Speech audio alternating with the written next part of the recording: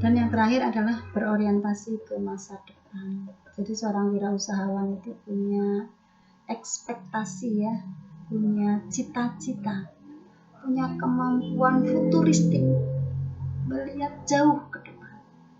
Jadi produk yang saya hasilkan baju, kira-kira 10 tahun yang akan datang, bagaimana selera masyarakat? Itu kita harus bisa membaca.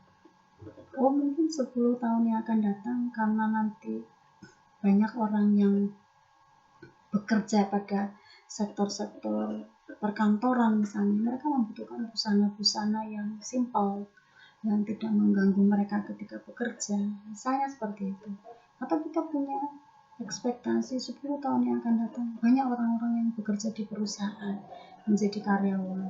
Oh, kalau begitu coba saya buat model pakaian yang nyaman digunakan oleh karyawan pabrik garment misalnya, oleh karyawan di perusahaan pakaian yang jadi seragamnya simpel, kemudian tidak mengganggu, tetapi tetap nyaman ketika digunakan berjam-jam di dalam ruangan tertutup, misalnya seperti itu. Nah, baik anak-anak, dengan mempelajari PKWU ini atau prakarya dan kewirausahaan ini diharapkan akan tumbuh, akan menumbuhkan, akan mendorong peserta didik melakukan proses mengapresiasi atau menghargai ya, kemudian menumbuhkan semangat untuk belajar dan berkarya, serta membekali peserta didik dengan pengetahuan berwirausaha yang didasari dengan kreativitasnya, melihat potensi dan peluang yang khas yang ada di lingkungan daerah setempat.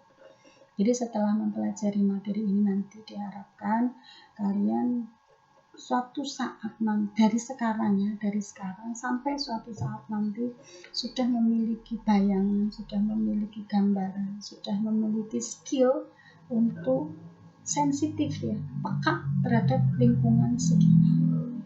Misalnya masyarakat Brebes dengan kekhasan atau kearifan lokalnya dalam masyarakat petani bawang merah atau masyarakat penghasil telur asin. Nah, dari kepekaan itu akan menghasilkan satu analisis kebutuhan.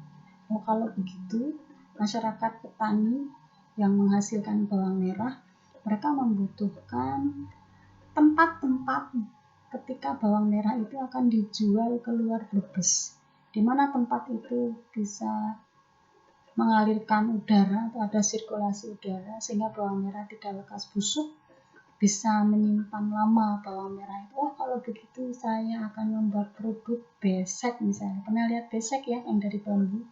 Besek, tetapi khusus digunakan untuk packing, untuk mengemas bawang merah yang akan diekspor keluar Brebes. Ini peluang usaha. Atau bagi kalian yang tinggal di lingkungan para penghasil telur asin misalnya, kalian bisa analisis kebutuhan mereka. Penghasil telur asin ya, setelah telurnya diproduksi, mereka butuh cap. Nah, telurnya disestempel. Anda bisa memulai usaha dari sana, pembuatan stempel telur asin. Stempelnya dibuat cekung begitu ya, sehingga sesuai dengan teksturnya telur asin. Kemudian nanti berinovasi lagi, berpikir lagi. Telur asin itu kalau dijual dalam keadaan tanpa tempat tidak enak dipandang.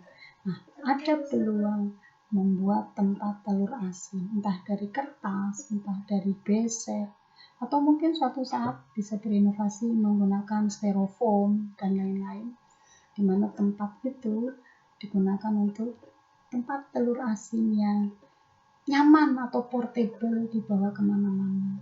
Sehingga ketika orang dari luar daerah Brebes melewati daerah Brebes beli telur asin dengan kualitas telur yang enak, kemudian kemasan atau tempat telurnya yang portable bisa dibawa kemana-mana dan tidak merepotkan, mereka akan dengan mudah untuk membeli telur asin dari Brebes sebagai oleh-oleh nanti ketika mereka kembali ke kampung halamannya.